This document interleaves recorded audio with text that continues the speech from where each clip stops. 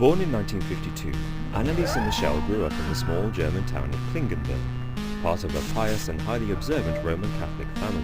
But at 17, she started having convulsions. Gradually, her condition worsened. Despite medication, Anneliese became suicidal. She started seeing the devil and hearing demonic voices. She couldn't bear to be around images of Jesus, couldn't drink holy water. She started to eat spiders, eat coal and nails. She growled like a dog, ripped the clothing off her body, screamed through the night, and even began drinking her own urine. Her family finally arranged for a sanctified exorcism. At the age of 23, Anneliese had 67 rites of exorcism performed on her by 2 priests, 42 of which were recorded. She died in the spring of 1976 from pneumonia, weighing just 68 pounds. 40 years later, her mother remains convinced that Anneliese was possessed by Satan, and she regrets nothing. Was Anneliese really a victim of supernatural demonic possession? The existence of demonic possession is a widely held religious belief. In Islamic mythology, the jinn are supernatural beings that can invade the body. Within the Christian tradition, exorcism dates back to the New Testament, when Jesus expelled demons on a number of occasions. Outside of the Judeo-Christian religions, there are numerous permutations of demonic possession, like the Hindu Vedas scriptures, which depict evil spirits harming humans who are cured by exorcism.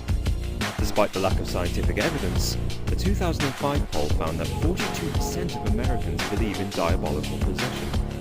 Numerous cases of alleged demonic possession have occurred in the last 40 years, many of which have been dramatized on film and in television. In 2008, in New York, a psychiatrist diagnosed a patient as being attacked by demons and even helped supervise her exorcism.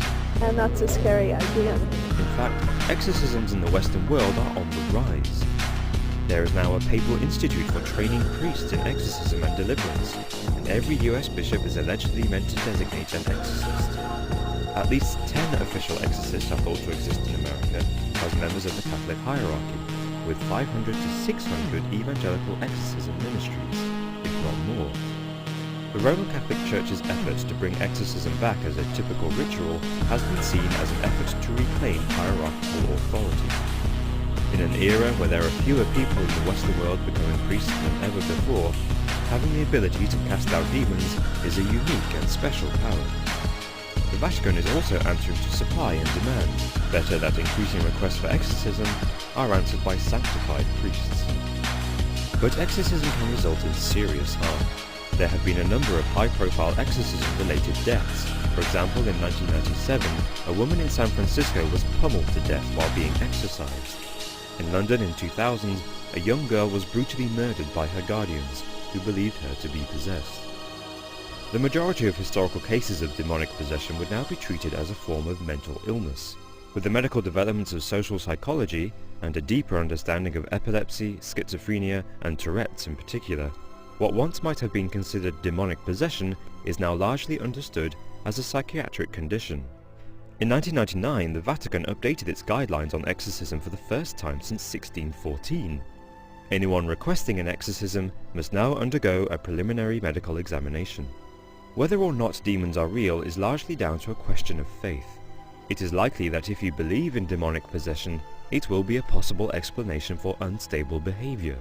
Cases of possession are typically amongst the most vulnerable people in society, who are in need of professional care.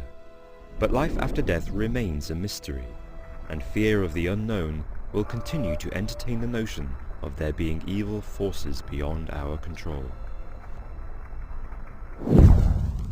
Have you ever woken up in the middle of the night with an eerie feeling that someone or something is watching you? Or maybe you've seen a pair of eyes in the darkness staring back at you and deep into your soul. Are demons responsible for these spine-tingling moments?